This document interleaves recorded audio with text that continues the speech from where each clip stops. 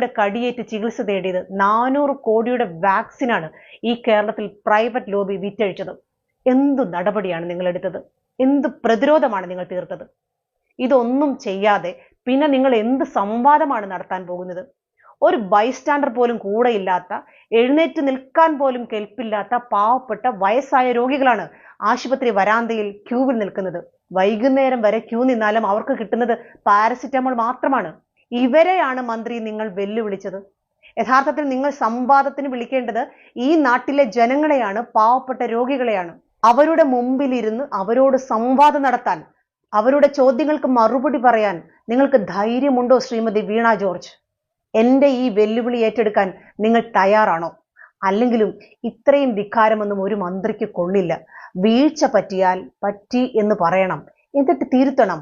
അതിനുള്ള സാമാന്യ മര്യാദയെങ്കിലും ആരോഗ്യമന്ത്രി കാണിക്കണം.